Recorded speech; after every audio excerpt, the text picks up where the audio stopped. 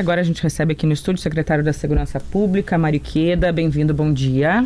Bom dia, Andressa, bom dia, Rosane, e bom dia a todos os nossos ouvintes. Temos alguns assuntos para tratar com o senhor. Eu quero começar pelo de maior repercussão, que foi aquela abordagem durante a madrugada da Brigada Militar lá na casa do produtor Marcos Norberg, em Pelotas, e que acabou com a morte dele. O que o senhor já pode nos trazer de avanços na investigação? A gente sabe que a Corregedoria está em Pelotas desde aquele primeiro dia, desde aquele primeiro momento. Já é possível dizer quem deu o ok para aquela operação, se teve algum ok ou se foi uma decisão da equipe naquele momento? Andressa, a Corregedoria da Brigada e também a Polícia Civil estão fazendo os inquéritos e fazendo as devidas apurações para apurar todas essas questões, mas nós não temos assim todas estas informações para fazer a divulgação do que foi, como foi, até porque acho que é importante nesta fase do inquérito para que eles possam ter condições. A gente não vai fazer nenhuma divulgação, estão em fase de investigação e apuração, e quando concluírem os dois inquéritos, isso deve ser divulgado para poder esclarecer para a população o que realmente aconteceu. Tem um prazo de 40 dias, mas sim, pode ser prorrogável. Pode ser prorrogado, mas que pode ser concluído esperam antes. Fazer antes, isso. Né? De qualquer forma, uma abordagem às 3 horas da madrugada, sem mandado, a partir de uma informação de um criminoso, que a gente já trouxe esse detalhe, né? Que o criminoso mesmo disse, não tinha estufa, não era essa a localização quando foi mostrado lá na polícia do Paraná. É normal que aconteça, para o nosso ouvinte leigo entender, é normal que aconteça uma abordagem às 3 horas da madrugada? Vamos lá, assim, a Brigada Militar, até acho que é um dado importante que eu estava olhando para fazer a divulgação, em números do ano passado, em média, a Brigada faz por dia. Então, a gente pegou o total do ano passado, em média por dia, 11 mil abordagens dia. 11 mil? 11 mil por dia. Não daquele jeito, sim. Né, numa casa, pode ser na mas rua, a abordagem de rua, em veículo. A Brigada faz 11 mil por dia. Que loucura. Então, sim. Em média, o ano passado, a Brigada empregou 4.800 policiais militares por dia, e isso deu, dessas 11 mil abordagens, 50.007 prisões, uma média de 158 prisões por dia. Então, é uma atividade muito dinâmica, com muitas questões, e no caso teve esta fatalidade que levou à morte de uma pessoa inocente, na qual lamentamos, e está sendo devidamente apurado e esclarecido para que nós possamos ter a responsabilização das pessoas responsáveis. Há um erro. A gente está avaliando, quando morre uma pessoa inocente, a gente tem que ver o que aconteceu, se errou, se não errou, o que houve. Às vezes aquilo que parece ou é um erro ou parece um erro, quando se vai ver no inquérito é que se vai esclarecer. Então eu não posso dizer hoje, foi um erro do que aconteceu. Então, mas abordagens desse tipo, secretário, são incomuns? Não são tão incomuns assim, Rosane. Desse tipo eu quero dizer, na madrugada, sem mandado, só a Brigada Militar sem a Polícia Civil, isso é comum? A maioria das abordagens policiais da Brigada Militar não tem a Polícia Civil junto. Quando tem a Polícia Civil junto, é uma operação policial planejada com antecedência e que, digamos, foi combinado uma operação policial para estarem juntos. No caso, essa era uma ação da Brigada Militar. Mas abordagens da Brigada nós temos todos os dias. Não, isso para mim ficou bastante claro, né? Que é comum. A nossa dúvida é se é comum esse tipo de abordagem, que eles chegaram num número muito grande, alguns fardados, outros não. A abordagem à noite é comum. Agora, deste jeito, com esta fatalidade, não é comum. E num endereço de madrugada, e de novo, o Treze mostrou essa semana na reportagem, o senhor deve ter acompanhado, que o próprio informante da polícia lá do Paraná disse, não, aqui não tem essas estufas. Se tivesse esperado até de manhã, talvez isso pudesse ser visto. Andressa, a gente pode fazer várias análises e interpretações, mas quando a gente não tem todas as circunstâncias, eu não vou fazer juízo de valor da operação policial porque a gente não tem todas as circunstâncias, tudo que estava acontecendo naquele momento. Então, acho que isso deve ser apurado no inquérito policial. Tá, e ter policiais sem farda também é normal ou não é? É normal. É normal. Nós temos policiais militares que fazem o patrulhamento, são fardados com vários tipos de fardamento. Por exemplo, a tropa de choque usa um fardamento específico, o do policiamento usa outro tipo de fardamento, que é o normal, que é o corriqueiro da Brigada Militar, e o pessoal da inteligência anda, digamos, com roupa normal da população. Eu recebi na semana passada a informação de que o governador, na sua volta agora das férias, porque o senhor estava em férias naquele dia, né? Eu voltei de férias... Né? Hoje voltei ontem. Sim, eu digo no dia daquela operação o senhor estava em férias. Sim. Que na sua volta ele conversou... Não, da operação... o senhor estava trabalhando, a gente falou no Bom Dia Rio Grande. Inclusive a gente conversou no Bom Dia Rio Grande. Tá? Sim, a gente teve uma divulgação durante as minhas férias em relação à agenda com o governador. Nós vamos fazer uma agenda. Isso, é uma agenda que eles chamaram no Piratini de alinhamento. Isso ainda não aconteceu, essa conversa, né, de alinhamento, porque esse não é o único caso que está preocupando. Eu queria saber dessa agenda e também lhe perguntar sobre um outro tema que foi bem polêmico nesses últimos dias, que são as abordagens a pessoas em surto, e que se falou na elaboração de um protocolo unindo segurança e saúde, né, porque é uma questão de saúde, para que as abordagens tenham um método semelhante. Isso, quando na sua avaliação teremos esse, não vou chamar de código de conduta, mas enfim, esse protocolo de como serão esses atendimentos? Esse protocolo já era para ter sido, digamos, divulgado, que ele está em fase final, mas é uma questão mais ampla, tanto na segurança pública quanto na saúde. A saúde está vendo para ampliar a capacidade do serviço, especializar em relação às pessoas em surto de maneira mais específica através do SAMU. Estão vendo questões de fomento para os municípios para ter esse tipo de atendimento, mas já está em fase final. Logo nós faremos essa divulgação. Eu até falei, acho que em outra oportunidade, que ficaria pronto até o final de janeiro. Nós estamos preparando, é um protocolo conjunto, transversal, né, com a Brigada Militar, Secretaria da Saúde do Estado, Corpo de Bombeiros, e também já trabalhando na questão do treinamento e capacitação, no caso da segurança pública, do efetivo da Brigada Militar. Mas já está em fase final, logo nós faremos essa divulgação. Ainda em fevereiro, imagina? Sim, com certeza. O Matheus Chu já vai lhe fazer uma pergunta, mas ainda sobre casos de surto. A partir da decisão do promotor Alexandre Saltes, procurador-geral de Justiça, o caso Eric volta para uma promotoria. O senhor entrou de novo nesse caso, tem mais informações sobre ele, porque no momento, logo depois que aconteceu, foi dito que era legítima defesa. A investigação também mostrou isso pela Polícia Civil, mas agora volta para uma promotoria. O que mais o senhor pode dizer a respeito do caso Eric, aquele rapaz morto num surto em setembro do ano passado aqui em Porto Alegre? Eu acredito, né, que ele voltou agora, deve ser realizado novas diligências para poder dar o andamento nessa questão. A partir das imagens, o senhor também entende que foi legítima defesa?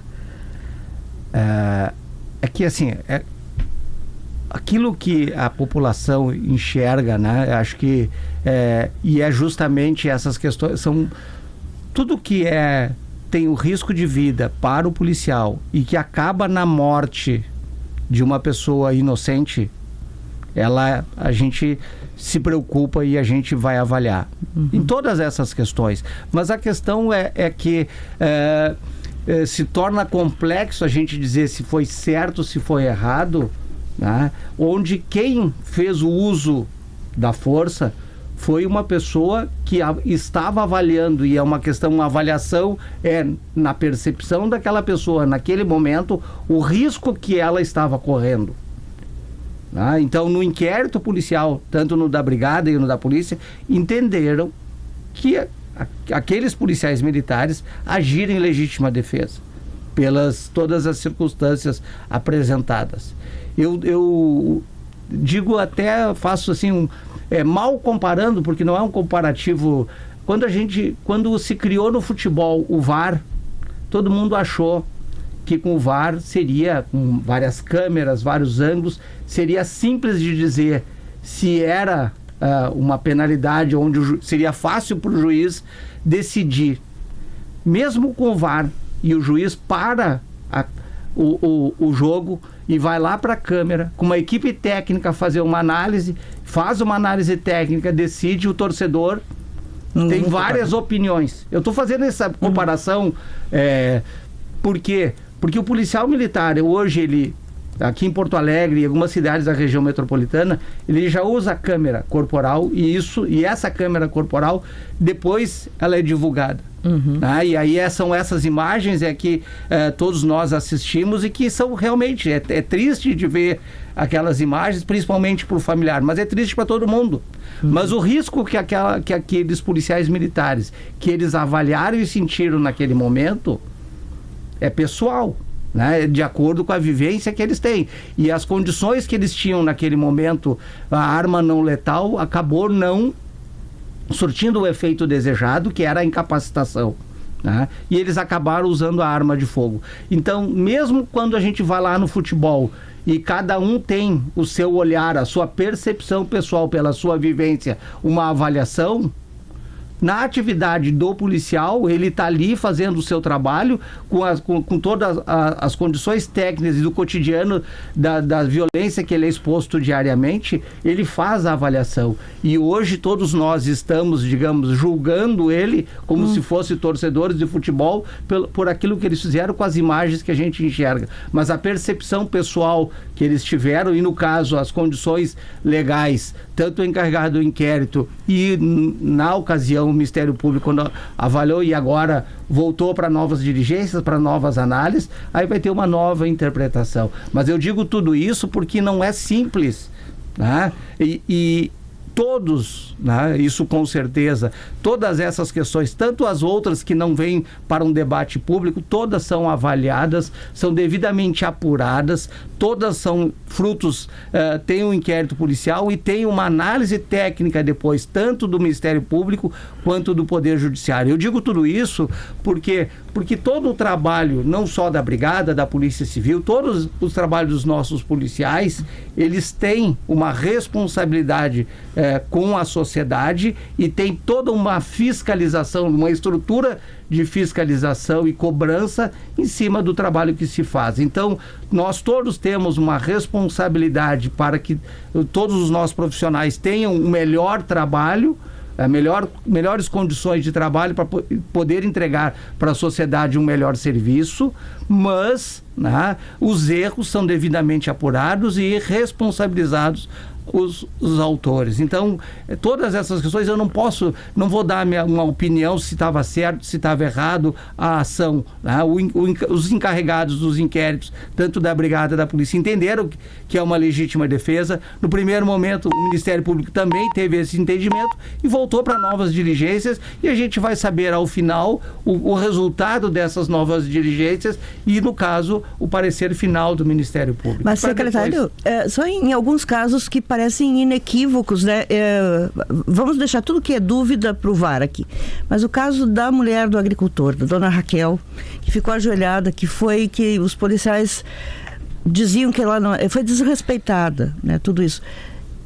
Isso, para o senhor, ainda tem alguma dúvida de que é uma ação que não é usual na Brigada, ou que não poderia ser considerada normal? Rosane, mas eu não vou nem acusar, nem defender os brigadianos que fizeram aquela ação. Vou deixar isso para o encarregado do inquérito apurar, para ver, e todos os erros serão devidamente apurados e as pessoas devidamente responsabilizadas, tá? A questão, né, nos choca realmente quando a gente olha uma pessoa inocente que estava em casa, foi colocada de joelho durante a abordagem policial, né? Nos choca realmente, até porque é uma senhora, né? Então, todas essas condições. Mas isso deve ser avaliado, né, pelo encarregado do inquérito, que tem todas as condições, por estar tomando os depoimentos, as imagens, de compreender todo o cenário do que estava acontecendo naquele local, para que se possa, né, dar assim, um parecer se estava certo, se estava errado, se foi equivocado, se foi um crime, e devidamente responsabilizado todas as pessoas envolvidas. Matheus Chu. Secretário, eu queria saber o que muda ou o que mudou, né, após o caso de Pelotas. A Polícia Gaúcha está utilizando esse caso como um exemplo do que não fazer e está orientando, buscando cursos, protocolos, enfim, discussões internas para que não exista mais a mínima possibilidade disso acontecer de novo. A Brigada Militar no Rio Grande do Sul, como o senhor sabe, uma instituição na qual as pessoas acreditam. É diferente da polícia de outros estados. A gente pode citar o Rio de Janeiro, onde as pessoas às vezes têm medo de chamar a polícia, né? Não é o caso do Rio Grande do Sul.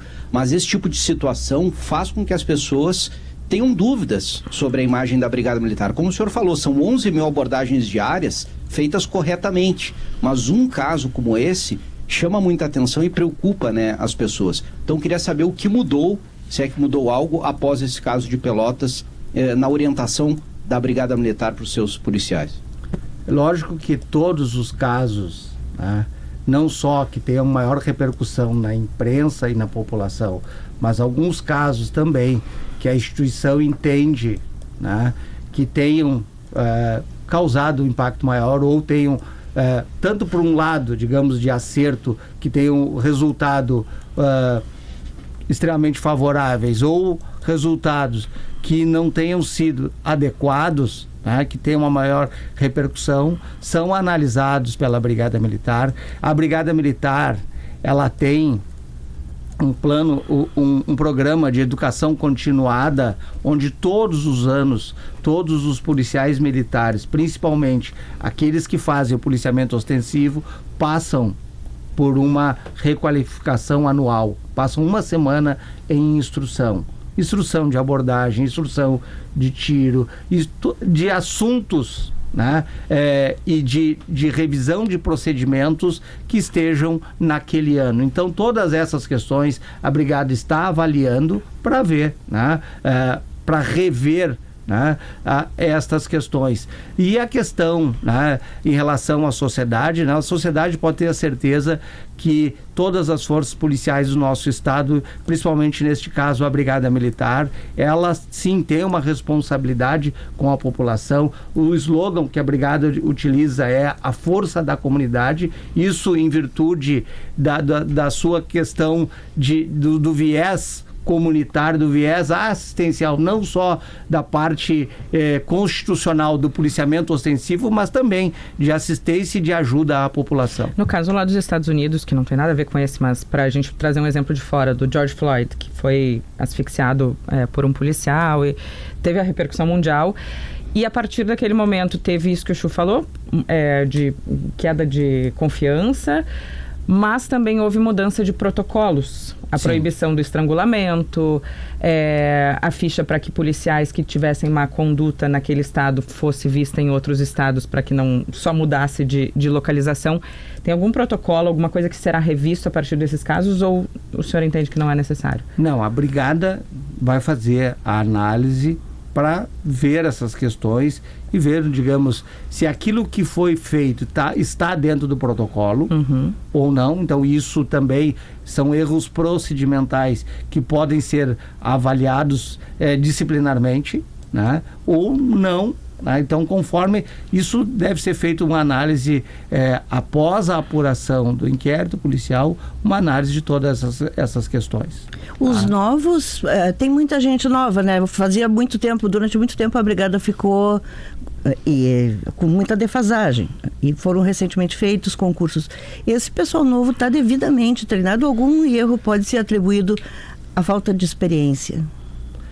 Não, Rosane, assim, todos os nossos policiais, eles passam por um curso de formação bastante extenso, né? E a gente está em constante reavaliação dos procedimentos, modernizando toda a formação, né, para ter um melhor atendimento à população. Então, em relação a essas questões, a população pode ficar tranquila, que a brigada ela revê todas essas questões, faz as devidas adequações para poder prestar um melhor serviço à população.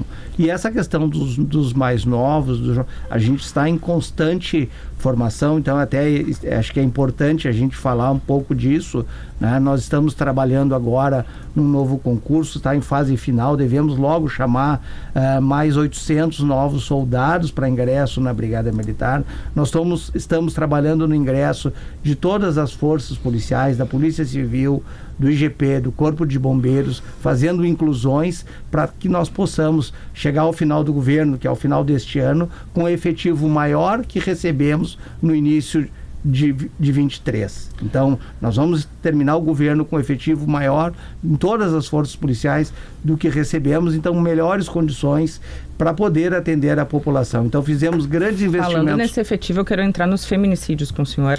Claro. Porque isso passa por patrulha, ter atendimento especializado nas cidades do interior. Tem alguma previsão para isso? Mais patrulha da Maria da Penha, mais delegacias especializadas? Quando a gente faz novas inclusões, né, a gente melhora todos os serviços que a gente tem. Acho que é importante a gente dizer os avanços que nós tivemos em relação a atender a violência doméstica. Ampliamos todos os serviços do Estado, né, em relação à violência doméstica. Acho que o principal, e é importante a gente falar aqui, é a possibilidade da vítima, no caso, principalmente a mulher, vítima de violência doméstica, fazer a ocorrência policial sem sair de casa.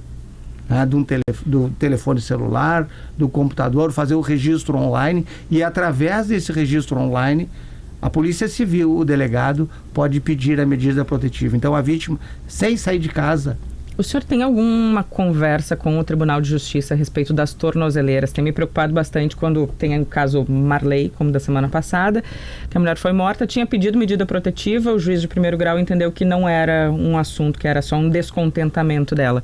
Há uma conversa do senhor com o novo presidente do Tribunal de Justiça, que estará aí em seguida também. Sim, não, essa conversa ainda não aconteceu, mas nós temos sim tornozeleiras, estamos trabalhando numa nova contratação para ampliar mais ainda o número, para disponibilizar mais tornozeleiras. Tem mais de 1.000 que poderiam ser usadas e que não tem deferimento, né? As nossas, a questão das tornozeleiras é para os casos mais graves. Uhum. Aí o agressor e a vítima são monitoradas e a gente monitora 24 horas por dia, sabendo a localização de ambos, e se houver uma aproximação, mesmo que involuntária, que às vezes num pequeno município, sim, uma pessoa... Os dois vão no supermercado, podem se encontrar. Pode se encontrar, então isso a gente avisa e se tem um trabalho dedicado para isso. Então, nós temos essas tornozeleiras, mas eu digo assim, é para os casos mais graves. Uhum. E essa questão de violência doméstica,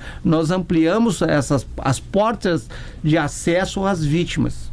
Mas é necessário que se mude a cultura, e através dessa divulgação de tudo aquilo que se está falando no Brasil inteiro, porque do aumento da violência doméstica, do aumento do feminicídio, acho que isso passa por uma mudança cultural para que as mulheres possam fazer o registro policial e, através desse registro, fazer a responsabilização dos agressores.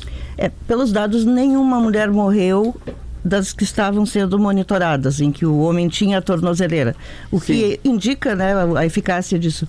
Mas a maioria não tem, e recebemos aqui a reclamação de que as tornozeleiras eram mais difíceis, às vezes não tinha em um município, não tinha em outro. Né? Tinha um problema de logística. O senhor, como secretário da Segurança, acha que esse problema de logística pode ser melhorado para que se possa ter, como a gente usa aqui o exemplo das lojas, né? Uma loja, se a gente vai comprar um sapato numa loja, não tem o teu número, eles verificam aqui no computador, aqui não tem, mas na outra tem. Tem como melhorar essa logística? Justamente a gente faz a mesma coisa. Se aqui não tem, pede ali, a gente vai remanejar numa cidade. Da cidade mais próxima vai para aquela cidade. É que um delegado disse que tem que ligar de uma por uma para saber. Tinha que ligar delegacia por delegacia para saber qual a tinha. ZEP trouxe isso na semana passada, que tem que ligar. Mas nós temos, digamos assim, nós temos 497 municípios. Né? Na Polícia Civil são 33 regionais. Então nós temos distribuição em regionais da Polícia Civil. Então nós temos que fazer esse remanejamento digamos, por uma cidade que não tem para outra, e isso a gente faz. Nós estamos fazendo uma nova, trabalhando numa nova licitação para contratar mais tornozeleiras, para ter uma disponibilidade maior, para ter uma agilidade maior. Mas hoje nós temos tornozeleiras e fazemos justamente essa questão de remanejo, né? Chu.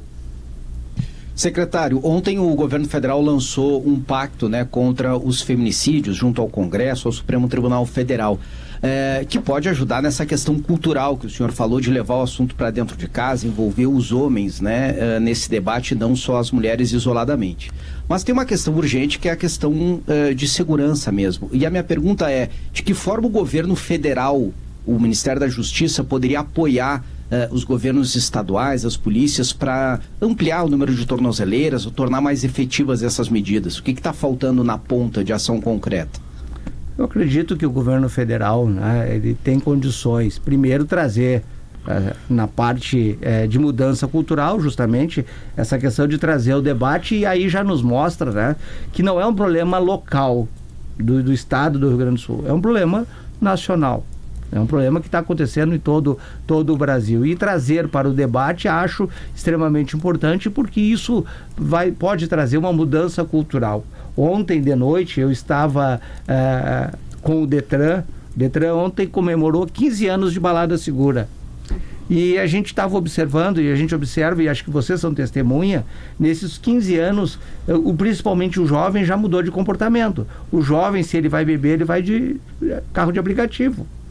Então, passou por uma mudança cultural. Hoje, estatisticamente, o que a gente vê, que ainda tem pessoas que bebem e dirigem quando são abordadas na balada segura, e é na faixa de 40 a mais, né? Porque o jovem já mudou essa cultura. Então, acho que esse pacto, né, do governo federal vai ajudar nesse sentido. E ações operacionais, aí são questões pontuais que a gente vê com o Ministério da Justiça, são questões que podem fazer disponibilização de mais tornozeleiras ou de outros recursos que possam nos ajudar. Às vezes, fazem transferência de recurso, a gente coloca na ampliação de Patrulha Maria da Penha, de patrulhas para a Polícia Civil, então depende de cada momento daquilo que a gente pode aí, conversando com o governo federal, a gente fazer esses investimentos. Mas tem que ser, digamos, tudo combinado para que a gente possa, não adianta vir a viatura se eu não tenho mais efetivo para colocar. Então depende de alinhamentos, mas acho importante esse pacto, e a partir dele desenvolver novas ações, ampliando ainda mais as nossas portas de acesso para as vítimas e também nos ajudando a monitorar aqueles agressores no cumprimento da devida medida protetiva. É um trabalho importantíssimo. Na última sexta-feira a gente viu a imagem da brigada abordando o homem que esperava a mulher aqui em Porto Alegre na porta do trabalho. Justamente. Né? E aí ontem a gente faz todas as semanas uma reunião de alinhamento com todos os órgãos de segurança, inclusive com o sistema penal. E ontem o secretário Pozobon, do Sistema Penal, ele nos divulgou que mais de 10% hoje dos nossos apenados são oriundos de violência doméstica. Vou pedir para o senhor ficar mais 5 minutinhos, que a gente chegou no Notícia na Hora Certa, só para a gente ainda falar da troca no comando da brigada, logo depois do Notícia na Hora Certa. 9h04, a gente está com o Coronel Ikeda, secretário da Segurança Pública, conosco aqui no estúdio. E a gente quer falar um pouquinho com o senhor sobre a troca no comando da Brigada Militar, porque Cláudio Feoli chegou o momento aquele esperado da aposentadoria, né, secretário? Como é que vai ser a Brigada Militar daqui para frente? Ele já muda nos próximos dias, já vai para reserva nos próximos dias. Dia 15, né? O comandante Feoli, o coronel Douglas, que é o subcomandante, e também o comandante do Corpo de Bombeiros, eles são da mesma turma da data de inclusão na Brigada Militar, e a legislação diz que refere que ao completar os 35 anos de efetivo serviço, passa para a reserva. Então, os 3 deverão ir para a reserva durante o feriadão de Carnaval, né? E semana que vem estaremos trabalhando já, conforme a Rosane já falou, nessa reunião de alinhamento com o governador, isso também está na pauta, a sucessão, e já estamos trabalhando, né? Na sucessão. Já tem os nomes confirmados, alguns? Ainda não. Ainda não vamos fazer isso, essa divulgação dos nomes, isso a é com o governador. Né, o governador é que vai fazer a devida divulgação dos nomes, e isso deve acontecer ao longo da semana que vem, né? Porque a compulsória deve acontecer durante o feriadão do Carnaval, 15, né? e as trocas logo em seguida. Rosane, para fecharmos. Bom, eu queria que o senhor desse um recado à tropa, porque nesse momento nós temos a Brigada Militar sendo bastante contestada.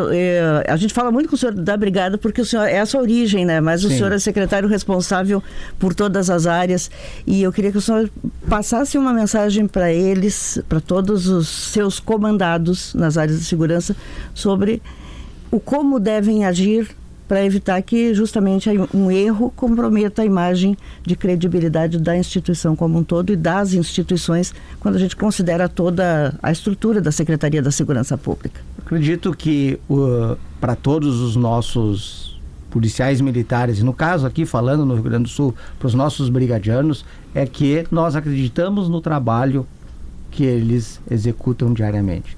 Erros pontuais, questões específicas, elas são devidamente apuradas, né? Mas de maneira geral, todos estão fazendo um excelente trabalho.